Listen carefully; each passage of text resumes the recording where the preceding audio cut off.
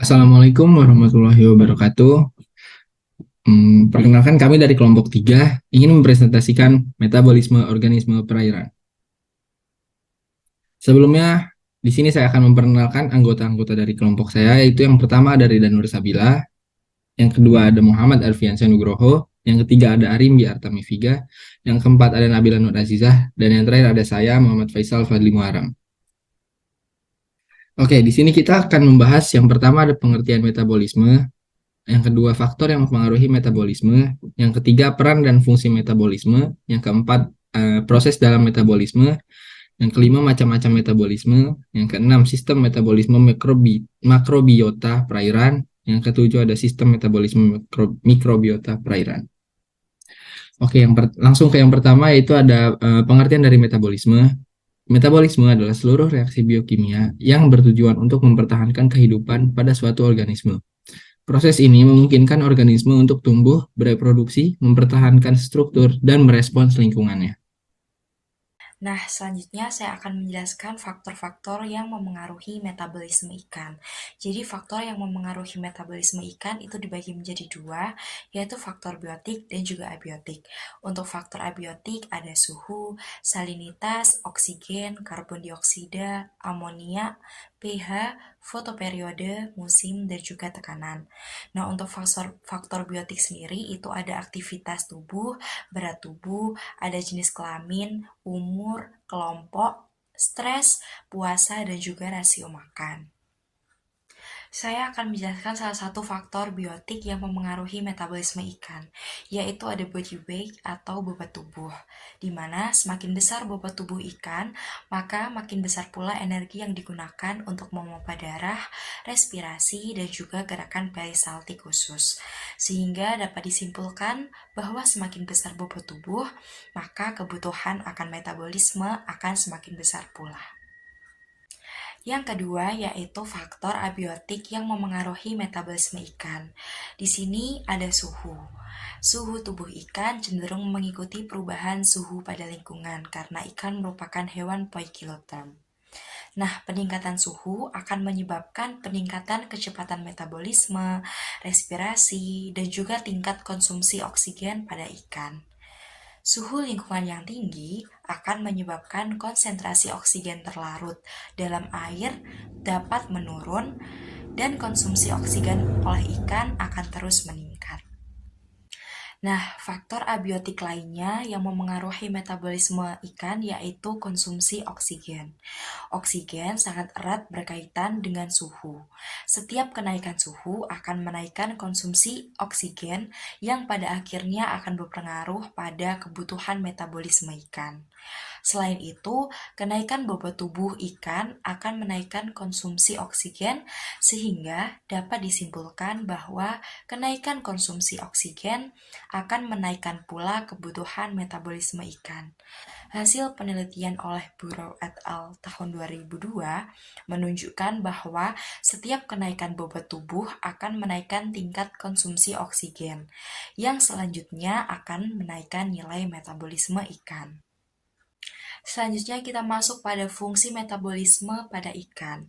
Nah, metabolisme sendiri memiliki 3 fungsi, yaitu yang pertama untuk memperoleh energi kimiawi dari sari makanan yang banyak mengandung energi. Kedua, yaitu untuk menggabungkan zat pembangun menjadi protein, asam nukleat, lipid, polisakarida, dan komponen sel lainnya. Yang ketiga yaitu untuk membentuk dan mendegradasi biomolekul yang diperlukan di dalam sel. Selanjutnya kita akan membahas peranan metabolisme terhadap ikan. Yang pertama yaitu ada peranan adenosin trifosfat. ATP yang terdapat di dalam sitoplasma dan nukleoplasma semua sel digunakan dalam mekanisme fisiologis di dalam sel. Lalu yang kedua ada metabolisme karbohidrat. Hasil akhir dari pencernaan yaitu berupa glukosa, fruktosa, dan galaktosa. Nah, ketiga monosakarida ini diabsorpsi masuk ke dalam darah. Setelah melalui hati, kemudian diangkut ke seluruh tubuh oleh sistem sirkulasi dalam bentuk glukosa. Selanjutnya ada metabolisme lipid. Lipid sendiri yakni lemak netral atau trigliserida, fosfolipid, kolesterol, dan beberapa senyawa lainnya yang dianggap kurang penting bagi tubuh. Secara kimia, trigliserida dan fosfolipid keduanya adalah asam lemak yang merupakan asam organik hidrokarbon sederhana berantai panjang. Yang terakhir yaitu metabolisme protein, yaitu mengubah protein dalam makanan menjadi protein yang sesuai dengan kebutuhannya. Secara kimia, ada dua proses dasar yang harus diselesaikan untuk sintesis protein, yakni sintesis asam amino dan konjugasi asam amino yang sesuai untuk membentuk masing-masing jenis protein pada setiap sel. Oke, selanjutnya yaitu topik proses metabolisme. Metabolisme ini berasal dari bahasa Yunani yaitu metabole, yang artinya berubah, yaitu seluruh reaksi kimia yang terjadi di dalam sel makhluk hidup. Nah, proses metabolisme ini tergolong kompleks. Dan metabolisme ini terbagi menjadi dua berdasarkan hasil produknya, yaitu metabolisme primer dan juga metabolisme sekunder. Metabolisme primer yaitu metabolisme utama yang berperan dalam pertumbuhan dan perkembangan sel. Contohnya seperti metabolisme karbohidrat, metabolisme protein, dan lain-lain. Kemudian metabolisme sekunder. Metabolisme sekunder yaitu metabolisme yang berperan dalam pembentukan senyawa-senyawa tertentu dan dalam jumlah yang kecil, seperti pembentukan energi atau enzim-enzim untuk mengubah racun-racun yang ada di dalam sel. Oke, selanjutnya yaitu metabolisme primer. Metabolisme primer ini dibagi menjadi dua, yaitu metabolisme pembentukan atau anabolisme dan juga katabolisme atau pemecahan. Kita masuk ke definisi katabolisme terlebih dahulu. Katabolisme adalah reaksi pemecahan molekul besar menjadi molekul yang lebih kecil untuk menghasilkan energi. Kemudian anabolisme sendiri adalah reaksi pembentukan molekul kompleks dari molekul yang sederhana. Katabolisme ini menghasilkan jenis-jenis produk akhir yang lebih sedikit, sedangkan anabolisme menghasilkan jenis produk akhir yang lebih beragam atau lebih kompleks karena dia pembentukan, sedangkan katabolisme ini adalah pemecahan. Contoh dari katabolisme itu ada glikolisis, ada reaksi oksidasi asam lemak, pemecahan asam amino. Kemudian contoh dari anabolisme ada gluconeogenesis, biosintesis protein, biosintesis asam amino, dan juga fotosintesis. Oke, selanjutnya yaitu proses katabolisme. Katabolisme ini akan terbagi menjadi 3 tahapan, yaitu tahap pertama adalah pemecahan makromolekul menjadi monomer-monomer, dari protein menjadi asam amino, kemudian polisakarida menjadi glukosa, dan juga lipid menjadi asam lemak dan juga gliserol. Kemudian akan masuk ke tahap kedua yaitu glikolisis, yang mana glukosa akan berubah menjadi brokat, kemudian akan berubah lagi menjadi asetil-koenzim, yang mana nantinya asetil-koenzim ini akan masuk ke tahap ketiga yaitu siklus asam sitrat, yang nantinya akan mengubah asetil-koenzim menjadi air dan juga karbon dioksida yang nantinya menghasilkan energi. Oke, selanjutnya yaitu kita akan masuk ke skema metabolisme. Bisa dilihat bagian kiri itu adalah proses katabolisme yang mana menghasilkan produk yang lebih sedikit, sedangkan bagian kanan yang berwarna biru itu adalah proses anabolisme yang mana bisa dilihat akan menghasilkan produk yang lebih beragam. Nah, molekul-molekul tadi akan masuk ke dalam sel untuk bisa dimetabolisme. Nah, metabolisme ini nantinya akan ada transfer molekul. Nah, transfer molekul ini terbagi menjadi 4. Yang pertama ada difusi, yaitu perpindahan molekul kecil secara langsung melalui membran. Kemudian molekul ini akan berpindah dari konsentrasi yang tinggi ke rendah.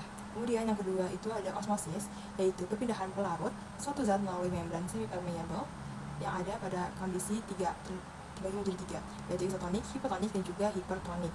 Kemudian yang ketiga itu ada transfer aktif, yang mana perpindahan molekul dari konsentrasi tinggi ke rendah dan juga sebaliknya dengan melibatkan penggunaan energi dari dalam sel. Dan yang terakhir dari transfer molekul itu ada transfer pasif, yang mana proses pemindahan molekul yang difasilitasi oleh molekul lain sebagai pengangkut atau dengan adanya channel tertentu pada membran. Selanjutnya, metabolisme yang terjadi di perairan. Ada beberapa macam metabolisme yang terjadi di perairan, tergantung pada jenis organisme dan lingkungan perairan. Metabolisme perairan yang pertama adalah metabolisme aerobik, yakni terjadi ketika organisme menggunakan oksigen yang terlarut dalam udara untuk menghasilkan energi melalui proses oksidasi zat-zat organik. Proses ini melibatkan pernapasan seluler, di mana glukosa dan zat organik lainnya dipecah menjadi karbon dioksida, udara, dan energi. Yang kedua, metabolisme anaerobik. Metabolisme ini terjadi ketika organisme tidak memiliki akses terhadap oksigen yang cukup. Dengan kata lain, metabolisme memiliki kebutuhan yang lebih tinggi akan oksigen sehingga mereka memerlukan oksigen yang lebih tinggi. Dalam kondisi ini, organisme menggunakan proses fermentasi atau respirasi anaerobik untuk menghasilkan energi.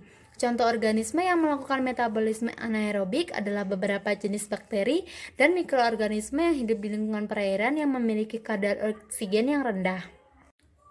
Selanjutnya adalah fotosintesis, yang mana organisme seperti alga, tumbuhan udara, dan fitoplankton melakukan fotosintesis dengan menggunakan energi matahari untuk mengubah karbon dioksida dan udara menjadi glukosa dan oksigen. Fotosintesis merupakan sumber energi utama bagi banyak ekosistem perairan dan penting untuk menjaga keseimbangan ekosistem perairan. Yang selanjutnya adalah metabolisme nitrogen. Organisme perairan memetabolisme nitrogen melalui proses seperti nitrifikasi dan denitrifikasi.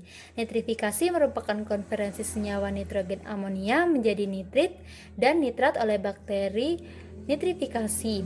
Sedangkan denitrifikasi merupakan konversi senyawa nitrogen nitrat menjadi gas nitrogen oleh bakteri denitrifikasi. Proses ini penting dalam siklus nitrogen dan menjaga keseimbangan nutrisi di perairan. Selanjutnya adalah metabolisme lipid. Lipid merupakan sumber energi penting dalam organisme perairan. Metabolisme lipid melibatkan penguraian dan sintesis lemak untuk menyediakan energi dan mempertahankan fungsi seluler. Yang terakhir, metabolisme protein. Kita semua tahu bahwa protein merupakan komponen penting dalam organisme perairan. Metabolisme protein melibatkan sintesis, penguraian, dan penggantian protein untuk mempertahankan fungsi seluler dan pertumbuhan. Setiap ekosistem perairan memiliki metabolisme yang unik tergantung pada kebutuhan energi dan sumber daya yang tersedia di lingkungan perairan tempat mereka tinggal. Baik, selanjutnya saya akan menjelaskan mengenai sistem metabolisme pada makrobiota perairan. Seperti yang kita ketahui, makrobiota perairan merupakan segala organisme yang memiliki ukuran lebih dari 1 mm.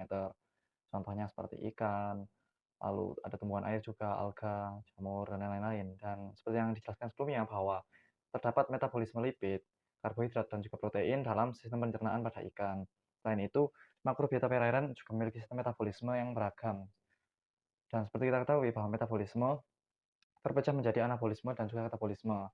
Pada makrobiota perairan, contoh sistem anabolisme yang terjadi adalah fotosintesis, di mana tumbuhan-tumbuhan yang memiliki klorofil akan membentuk zat organik dari karbon dioksida dan juga air melalui energi cahaya matahari, sehingga akan diubah lagi menjadi zat organik tadi.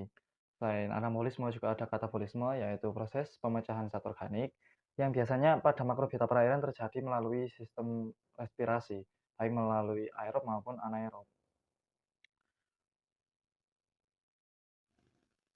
Nah, setelah kita mempelajari metabolisme pada makrobiota perairan, tentunya kita juga mempelajari mengenai metabolisme pada mikrobiota perairan. Seperti yang kita ketahui bahwa mikrobiota perairan merupakan segala makhluk hidup di perairan yang ukurannya kurang dari 1 mm.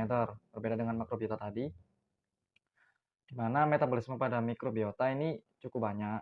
Contohnya, salah satunya ada kemoautotrof, yaitu proses pembentukan zat organik melalui energi kimia, menggunakan energi kimia yang biasanya dilakukan oleh bakteri anaerob. Karena mikrobiota sendiri umumnya dalam bentuk bakteri, protozoa, ataupun archaea.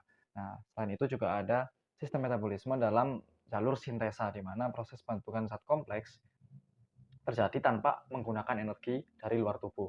Selain itu, mikrobiota perairan juga melakukan respirasi, seperti makrobiota perairan baik secara aerob maupun anaerob. Aerob di sini menggunakan oksigen, sedangkan anaerob atau bakteri anaerob itu tanpa menggunakan oksigen, di mana lingkungannya pasti memiliki kadar oksigen yang rendah. Selain itu, sistem metabolisme pada mikrobiota perairan juga sangat berperan penting dalam siklus biogeokimia, seperti pada siklus nitrogen, fosfor, hingga karbon. Contohnya saja, pada siklus nitrogen ada bakteri nitrifikasi dan juga denitrifikasi yang perannya sangat penting dalam pembentukan nitrat hingga nitrit pada siklus nitrogen. Baik, sekiranya cukup sekian paparan materi dari kelompok kami. Semoga bermanfaat dan apabila ada kurangnya mohon maaf. Wassalamualaikum warahmatullahi wabarakatuh. Salam biologi.